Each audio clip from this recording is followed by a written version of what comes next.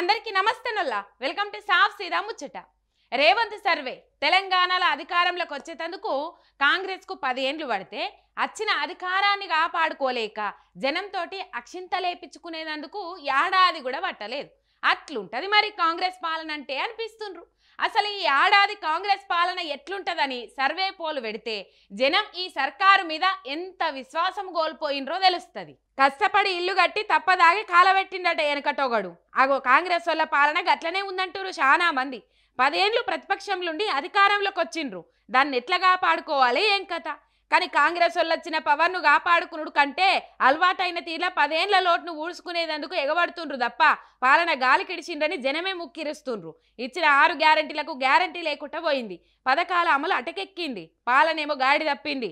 ఒక ఏడాదిని జనాల్ని రోడ్ల మీదకి రప్పించిండ్రు. ఉద్యోగులను సమ్మెల బాట పట్టించిండ్రు. నిరుద్యోగులు చదువులు పక్కకు పెట్టి సడక్ల మీదకి వచ్చేటట్టు చేసిండ్రు. రైతులు రాస్తారోకలు చేసేటట్టు చేసిండ్రు. ఇట్లా ఒకటా రెండా సబ్బండ వర్గాల పబ్లిక్ పనులు ఇడిచిపెట్టుకొని నిరసనలతోటి పిడికిలు బిగిచ్చేటట్టు చేసిండ్రు. ఇంతమంది జనాలను ఒక్క ఏడాదినే రోడ్ల మీదకి రప్పించిండ్రంటే నిజంగా కాంగ్రెస్ వాళ్ళ పాలన దిగ్విజయంగా నడుస్తున్నట్టే కదా. అందుకే విజయోత్సవాలు కూడా ప్లాన్ చేసుకుండ్రు. చాలా ఘనంగా చేయాలని చూస్తాండ్రు.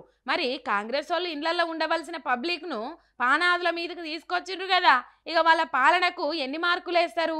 ఏడాది పాలనలా పాస్ అయినరా ఫెయిల్ అయినరా అని పోల్ పెడితే 161 మంది సర్కారు సత్రోలు చేసిందని మండిపడ్డారు. రేవంత్ పాలన ఎట్లుందంటే 127 మంది మాత్రమే మంచిగుందని చెప్పుకొచ్చిండ్రు. ఇక 12 మందేమో ఇప్పుడే మేమేం చెప్పలేము అని చెప్పుకొచ్చిండ్రు. ఇదంతా ఎవరో చేసిన సర్వే కాదు, మళ్ళా కాంగ్రెస్ అనుకూల టీవీ ఛానల్ చేసిన సర్వేలనే బయటపడ్డ ముచ్చటిది. తెలంగాణ రాజకీయ చరిత్రలో ఇంత తక్కువ టైంలో ఎక్కువ వ్యతిరేకత మూటగట్టుకున్న ఘనత ది గ్రేట్ సీఎం రేవంత్ సార్కే దక్కుతుందని కితాబిస్తుండ్రు రాజకీయాలు తెలిసినోళ్ళు.